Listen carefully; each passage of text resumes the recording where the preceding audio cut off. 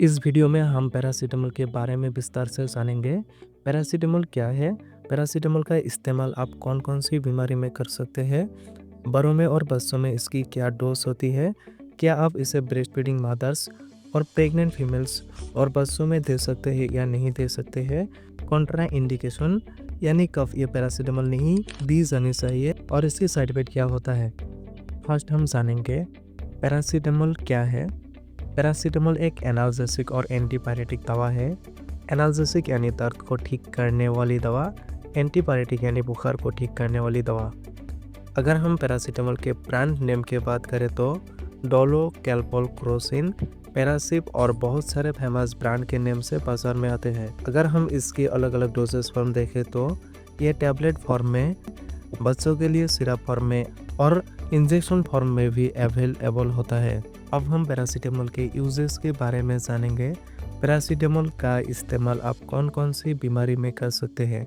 Paracetamol को खासकर दर्द और बुखार ठीक करने के लिए किया जाता है, जैसे कि हेडेक यानी सर दर्द में, बैक एक यानी कमर के दर्द में, टूथ एक यानी दांतों के दर्द में, ईयर पेन कानों के दर्द में, मसल पेन मांसपेशियों के दर्द में, साइनस पेन साइनस के दर्द में, सोर थ्रोट गले के खराश में, पोस्ट ऑपरेटिव पेन यानी सर्जरी के बाद होने वाला दर्द में, पीरियड पेन यानी महिलाओं में माहवारी के दर्द में। इन सभी तरह के दर्दों में पैरासीटामोल बहुत ही अच्छा रोल अदा करता है। कोल्ड एंड फ्लू सिम्टम्स में, और इसका प्रयोग फीवर यानी बुखार को ठीक करने के लिए किया जाता है, चाहे वो वायरल फीवर हो, टाइफाइड फीवर हो, मलेरियल फीवर हो। इन सभी प्रकार के फीवर में पेशेंट को पैरासीटामोल दिया जाता है। अब हम पैरासीटामोल के डोज यानी खुराक के बारे में जानेंगे। इसकी निर्धारण रोगी के वजन के आधार पर सबसे उपयुक्त माना जाता है। इसकी डोज 15 मिलीग्राम पर किलोग्राम डोज से लेकर अधिकतर 1 ग्राम पर डोज रहता है। इसे डॉक्टर के अनुसार प्रति 4 से 6 घंटे के अंतराल से दिया जा सकता है।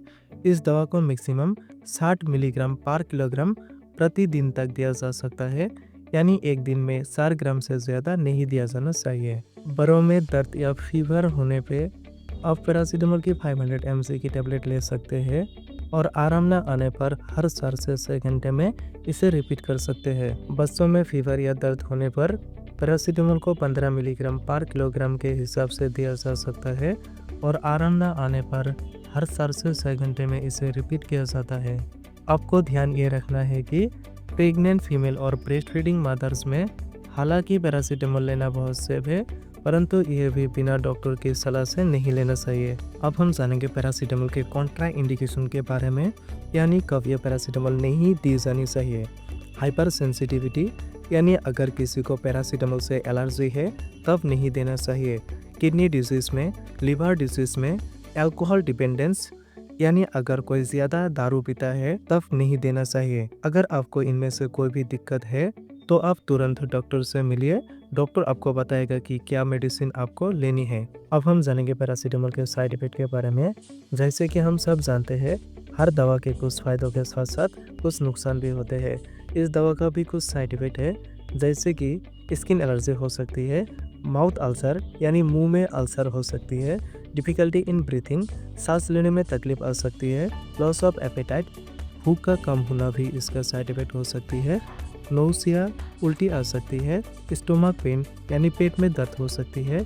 मुख्यतः यह बहुत कम होता है, बट यह हाई डोज के साथ में कुछ लोगों में देखा जा सकता है। HMPV वायरस के बारे में पूरी जानकारी के लिए स्क्रीन पर दिख रहे वीडियो पर क्लिक करें। सेहत से जुड़ी और ज़रूरी जानकारी के लिए चैनल को सब्सक्राइब करें।